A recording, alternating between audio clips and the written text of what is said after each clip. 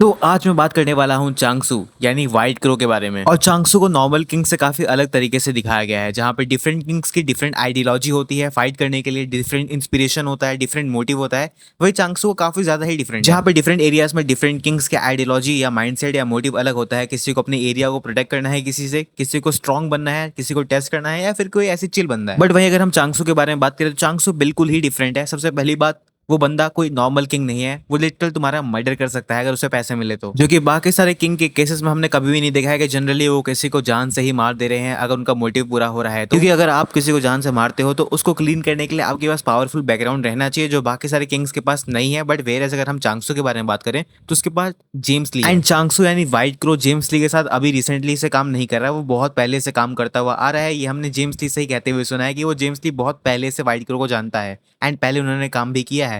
That's why चांगसू को उसने recommend किया था कीते किम को। एंड अगर हम चांगसू के पर्सनैलिटी के बारे में बात करें तो वो कोई ऑनरेबल वॉरियर नहीं है। उसके पास हाई बैटल आईक्यू है, स्ट्रेटेजिक प्लानिंग करता है वो, डिसेप्शन करता है वो, असैसिनेशन टैक्टिक यूज करता है वो, और एनिमी के वीकनेस को तुरंत एनालाइज करके वहीं अटैक करता है वो। जहाँ पे बाकी सारे जो किंग्स होते हैं वो फाइट करने के लिए चले जाते हैं डायरेक्टली, ताकि अपने वॉल को ओवरकम कर सके। वहीं पे अगर हम चांगसू के बारे में बात करें तो पहले एनिमी के वीकनेस को एनालाइज करता है ताकि अपने बेनिफिट में यूज में ला सके, अगर जनरली उसे फाइट ज्यादा ना करना पड़े हो तो। और अगर हम चांगसू के फाइटिंग स्टाइल के बारे में बात करें तो डर्टी ट्रिक्स यूज करता है वो, कैसे भी फाइट कर सकता है। काइंड ऑफ तुम अगर देखो तो एली जैंग की तरह ही है वो, कि कैसे भी फाइट करे बट उसको जीतने से मतलब है। वेपन यूज करता है, जैसे कि हमने उसे देखा है, एम्बुश अटैक भी करता है, ओपोनेंट की इंजरीज को टारगेट करता है या उनके वीकनेस को टारगेट करता है कि डायरेक्टली अवॉइड कर सके ज्यादातर जो मेजरली फाइट होते हैं जो उससे ज्यादा स्ट्रॉन्ग है। क्योंकि चांगसू बहुत इंटेलिजेंट वॉरियर है, वो जानता है कि सामने वाला बंदा अगर मुझसे ज्यादा स्ट्रॉन्ग है तो फालतू में फाइट करने की कोई जरूरत नहीं है, मैं उसकी वीकनेस को यूज कर सकता हूँ, जो टॉम ली के अगेंस्ट उसने यूज किया था। मतलब in the end white crow का यहाँ पे गोल होता है कि वो अपने मिशन को कंप्लीट कर सके और फाइट को जीत सके, नो मैटर व्हाट कि वो कैसे लड़ रहा है, उससे फर्क नहीं पड़ता। और अगर व्हाइट क्रो यानी चांगसू के स्ट्रेंथ लेवल की अगर हम बात करते हैं तो वो फर्स्ट जनरेशन का किंग था, जैसा कि हम सबको पता है।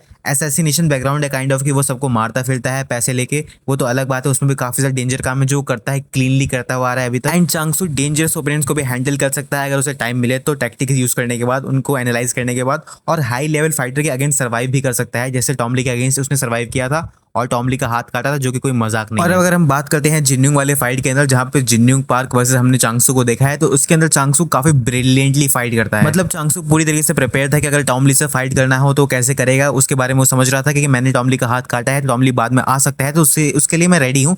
जहाँ पे अपना जिन्यूंग पार्क ने टॉम ली का मूवी यूज किया था उसने काउंटर भी कर लिया था, लेकिन जिन्यूंग पार्क ने काफी सारे लोगों का अदर मूवी यूज भी किया है, उसके बाद भी चांगसू ने उसे डिफ्लेक्ट कर दिया, या फिर उसको उतना डैमेज नहीं पड़ा जितना किसी और को पड़ सकता था। एंड इवन जेम्स ली ने उसके इंटेलिजेंस आईक्यू को बैटल के अंदर एक्नॉलेज किया है कि ये बंदा बहुत ज्यादा डेंजर हो सकता है अगर इसे टाइम मिले और इसको सब चीज़ बता दिया जाए कि हाँ ऐसे सामने वाला बंदा है, इससे लड़ने वाला है, इसके पास ये फाइटिंग स्टाइल है, तो उसका काउंटर ये निकाल सकता है। और हाँ, यहाँ पे चांगसू जेम्स ली के लिए भी काम किया है एंड कीते किम के साथ भी काम कर रहा है, हमने जैसे देखा। तो ऐरे गहरे लोगों को ये काम पे लगाएंगे नहीं वैसे भी, तो चांगसू कितना ज्यादा स्ट्रॉन्ग है तो मैं इसी से अंदाजा लगा लूं। एंड आखिर लोग चांगसू को इतना ज्यादा पसंद क्यों करते हैं, उसके फाइटिंग स्टाइल को इतना ज्यादा पसंद क्यों करते हैं, एंड उसको इतना ज्यादा अच्छा बैटल ओपोनेंट क्यों मानते हैं? देखो, इसका बहुत सिंपल सा रीजन है। एक बैटल के अंदर सिर्फ लड़ाई करने को ही हम पावरफुल फाइटर नहीं मानेंगे, तुम्हें बैटल को एनालाइज करना पड़ता है, वीकनेस देखना पड़ता है सामने वाले ओपोनेंट का, जैसे डैनियल देखता है, तुम्हें समझना पड़ता है कि सामने वाले का फाइटिंग स्टाइल है एंड उसको रीड करना पड़ता है, जो चांगसू बहुत अच्छी तरीके से करता है एंड ब्रेन से प्रॉब्लम सॉल्व करता है। जहाँ पर ज्यादातर जो किंग्स होते हैं वो पावर बेस्ड है, वहाँ पर चांगसू स्ट्रेटेजी बेस्ड भी है, यानी उसके पास पावर भी है प्लस उसके पास ब्रेन भी है। वो तो हमने जिन्यूंग पार्क वाले फाइट के अंदर देख लिया था कि वो हार रहा था, लेकिन उसके बाद भी उसने जिन्यूंग पार्क का जो अंगूठा है पूरी तरीके से डिस्ट्रॉय कर दिया था, जिससे थोड़ा बहुत मेजरली उसको